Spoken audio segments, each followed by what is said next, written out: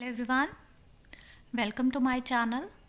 Today I came with the topic of psychology, or you can say assessment of the learning. This is very important to those who are studying psychology subject and or doing the B.Ed, DLED, JBT or any other education related courses. My topic is Pavlov classical conditioning theory of learning. As I told you in my earlier videos also, we will start our topic with the introduction. In introduction, like Pavlov classical conditioning theory is also called the respondent conditioning, or you can say Pavlian conditioning. In 1920, the famous Russian scientist Ivan Pavlov conducted the experiment and established the basic principle of conditioning. It mainly focuses on the learning of the involuntary, emotional, or psychological responses such as fear, increased muscle tension, salivation, or sweating. These sometimes are respondent because they are automatic responses to stimuli. Pavlov did the experiments on the digestive systems of the dogs. He was trying to determine how long it a dog to excrete the digestive juices after it had been fed. But the intervals of the time kept changing. At first, dogs salivated in the expected manner while they are being fed. Then the dog began to salivate as soon as they saw food. Finally, they salivated as soon as they saw the scientist in the room. Now, next are the what are the acquisitions or learning of the conditioned responses. Like for studying the conditioned salivary response, Pavlov designed an apparatus that could accurately measure the amount of the saliva produced by the dogs in response to the food or other things in his environment. Normally, when the food is placed in the mouth of any animals, like we are talking about the animals, if we are talking about the human beings also, when we talk about the food, our salivary glands automatically start releasing the saliva to help with the chewing and digestion. This is a normal reflex even in both in humans and as well as in animals. See, but if the food causes a particular reaction, the salivation and the stimulus can be defined as any object or event or experiences that causes a response. The reaction of an organism, in case of Pavlov's dogs, the food is stimulus and salivation is response. Okay. See, at the beginning of his experiment, he began with the sound of the bell only and recording of the dog's response. As expected, there is no salivation starting. At this point, the bell was neutral stimulus.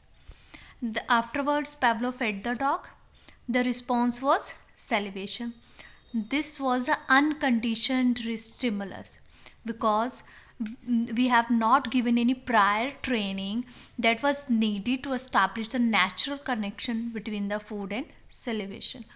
But the salivation was unconditioned response. See, using these three elements, the food, second one is the salivation, and third one is the bell, Pavlov demonstrated that a dog could be conditioned to salivate after hearing the bell. He did this by pairing of sound of the bell with food. See, at the beginning of the experiment, he sounded the bell, then quickly fed the dog. After repeated the several times, the dog began to salivate after hearing the sound of the bell only, but before receiving the food. Now the sound had become the conditioned response that could bring forth salivation by itself. The response of the salivating after the tone was now conditioned response. Like you can see neutral response when bell has been there, no salivation. Next is the neutral stimulus, unconditioned stimulus, and unconditioned response. Bell is the neutral stimulus. Unconditioned response is food. Unconditioned stimulus is food. Unconditioned response is salivation. Next is the conditioned stimulus and conditioned response. Conditioned stimulus is bell and conditioned response is salivation.